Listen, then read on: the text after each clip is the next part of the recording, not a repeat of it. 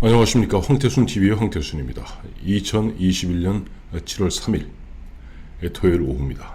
어제 7월 2일 금요일 윤석열 전 검찰총장의 장모가 법정 구속되었죠. 정말 이 세상에서 가장 신난 사람은 조국이더라고요. 조국 신나서 하루에 그 관련된 그 SNS에 자기가 자신이 글을 올리거나 또 내지는 다른 사람이 쓴 글을 공유하거나 무려 12번을 갖다 어제 하루 올렸다고 합니다. 그리고 또 보면은 그동안 윤석열 총장에 대해서 계속 뼈를 때리는 얘기했던 홍준표 의원 같은 경우도 내심 뭐랄까 불감총 고소원이라고 할까요? 감히 청하지는 못하나 아유 감사합니다 하는 그런 표정이 역력한 것 같습니다.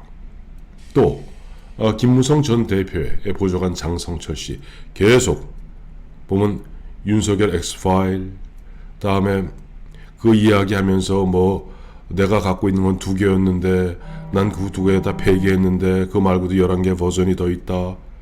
알고 봤더니 장성철 씨 김무성 전 대표의 보좌관 출신이기도 하면서 이번에 김종인 씨가 국민의힘 비대위원장 할 때 바로 김종인 씨가 옥상 옥으로 만들어 놨던 일종의 자기 직할 부대로 만들어 놓았던 비전 전략실, 김근식이 비전 전략실장이었죠.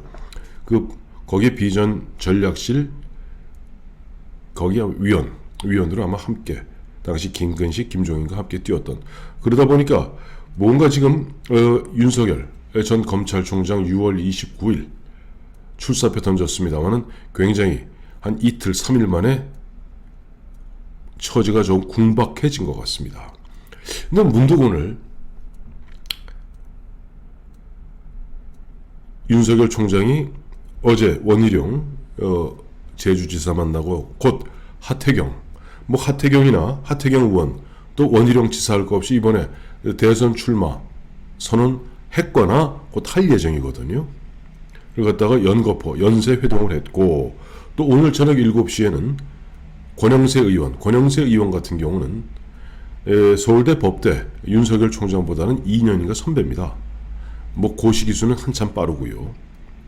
권영세 지금 보면 4선 의원의 인재영입위원장이죠. 국민의힘을 오늘 저녁 오후 7시에 만찬을 함께 하면서 뭔가 입당에 관해서 좀 진일보한 그와 같은 상황이 전개되지 않겠는가 하는 추측이 나돌고 있습니다.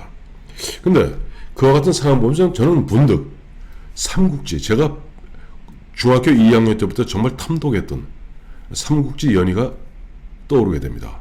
딱 보니까 똑같아요. 지금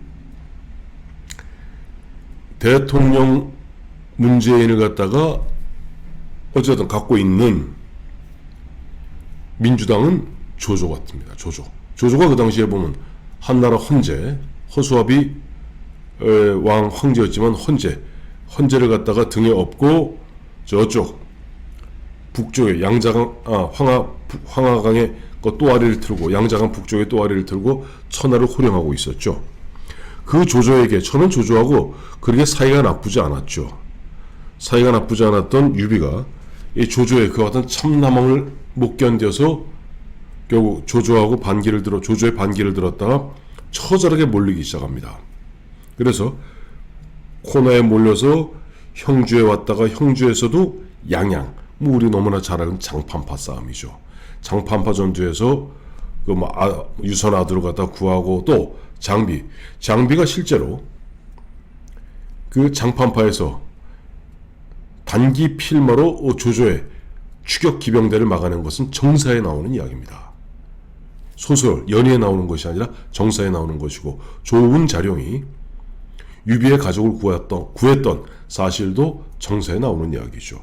그야말로 코너에 몰려서 궁박하기 짝이 없던 유비가 결국 살 길을 어디서 찾았습니까? 동호의 손권과 손을 잡음으로써 결국 살 길을 찾았던 겁니다. 지금 동호의 손권의 역할을 하는 곳이 바로 이준석의 국민의힘입니다.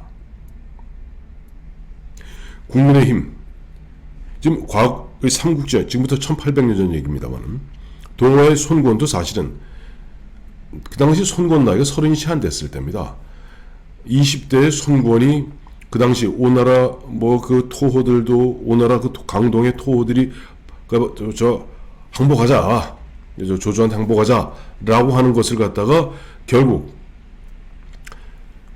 유비의 특사였던 제갈량이 설득해서 싸움을 벌여서 결국 적벽대전에서 조조를 갖다가 조조의 뭐 언필증 소설에는 80만 대군으로 나옵니다만 실제는 조조의 군대와 당시 형주의 유표 죽었는 유표의 군대를 합쳐서 대략 한 20만 정도가 되었던 것으로 알고 있습니다. 그 당시 20만은 어마어마한 숫자입니다. 어쨌든 당시 동호의 손권휘하의 한 3만, 그 다음에 유비의 그야말로 패잔병같이 달달달 긁어 모았던 그 병사 2만, 한 5만이 결국 4배에 달하는 20만이 넘는 조조와 형주의 연합군을 갖다 깨트리는 것이 적벽대전의 이야기죠.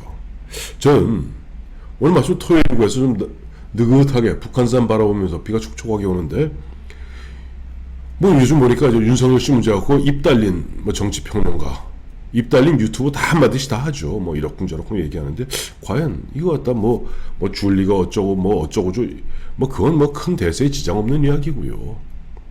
결국 보니까 큰 틀에 있어서는 지금 이재명 씨 같은 경우 이제 어제 그저께 대선 출마 선언했습니다마는 자기 자신이 대한민국이 미 점령군과 친일 세력들이 합작하여 만든 깨끗하지 못한 대한민국의 출발이었다 라고 얘기해놓고 오늘도 계속 벅벅 우기고 앉았습니다.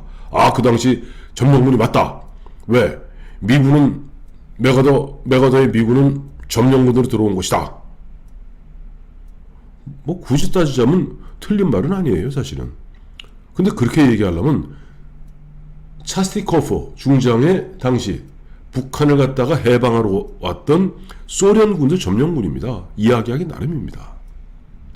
그 당시에 조선반도는, 한반도 조선반도는 죄송합니다만 1910년에 그것이 불법이었던 불법이 아니었던 간에 35년 동안 일제의 식민지 하에 있었고, 그렇기 때문에 소련군이나 당시 미군이나 공이 다 보면 일본군이 당시 3개 사단이 지키고 있던 조선반도에 점령군으로 들어와서 일본군을 무장 해제하는 그런 과정이었습니다.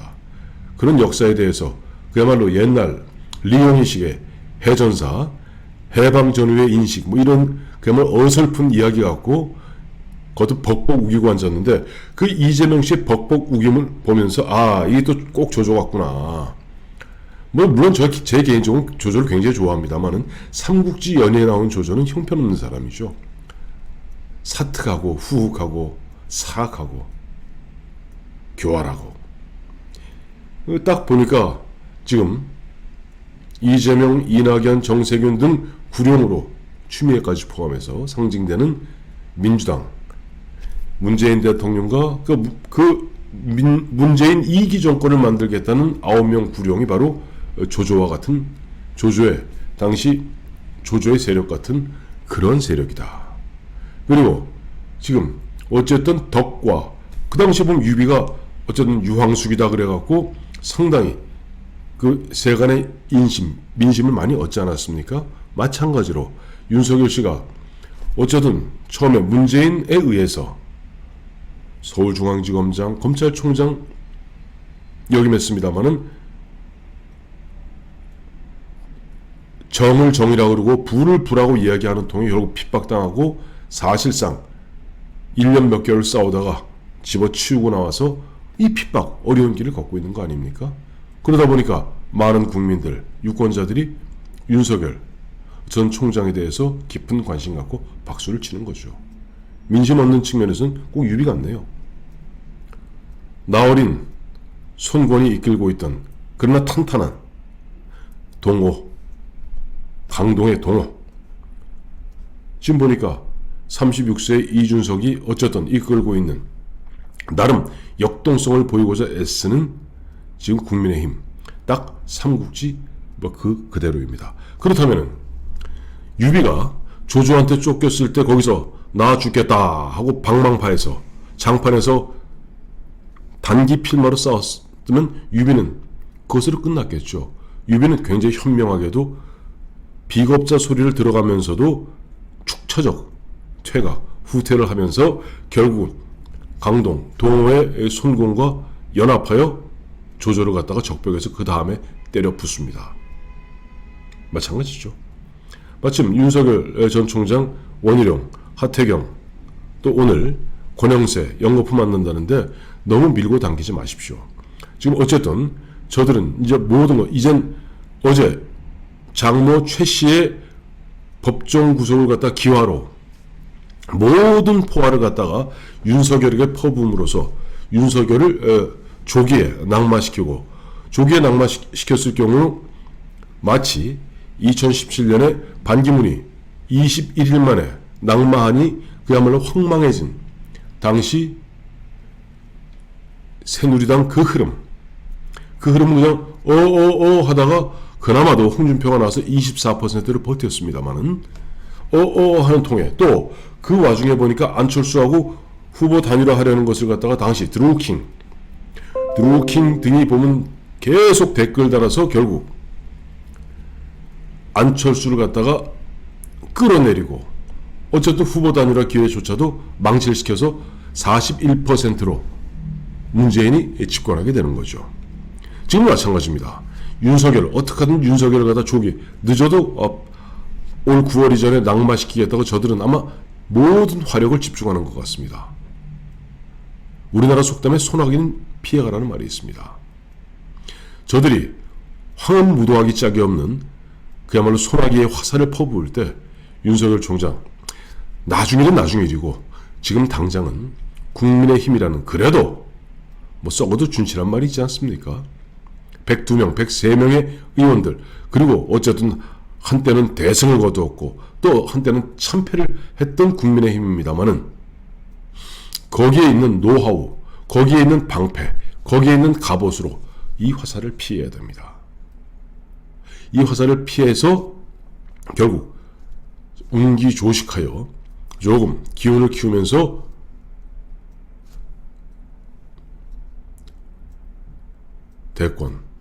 대권으로 가는 길에 좀 편안하게 발을 디딜 수 있습니다.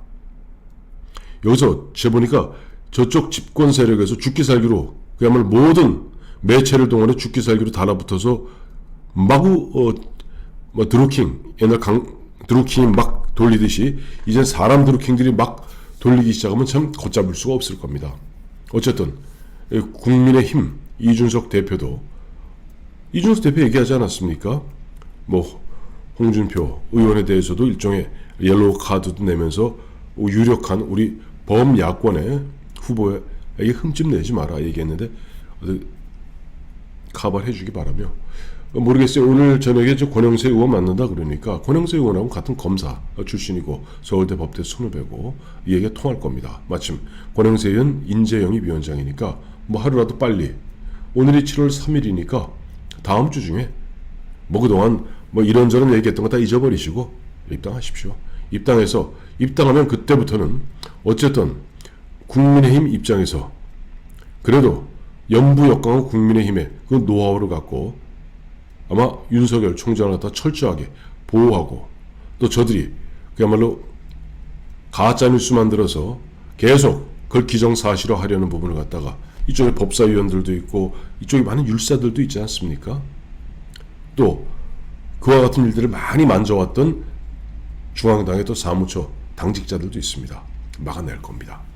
자, 어쨌든 갑자기 어제 윤석열 전 총장의 장모 구속으로, 그 다음에 윤석열 총장이 출마 선언 3일 만에 어떻게 보면 조금 곤혹스러운 지경에 빠졌는데, 뭐 거기에 대해서 문득 느껴지는 것이 1800년 전에 기세등등한 조조의 위나라, 그다까지 위나라는 아니었죠. 어떤 조조 세력, 그리고 쫓겼던 외로웠던 유비 세력, 그리고 그 유비가 강동의 동호의 손권 세력과 손을 잡음으로써 적벽에서 조조를 또 홀라당 불태웠다. 갑자기 그런 광경이 떠오르면서 내년 3월 9일이 뭐 적벽 대전이 되지 않겠는가 하는 저 혼자만의 상상을 해봅니다.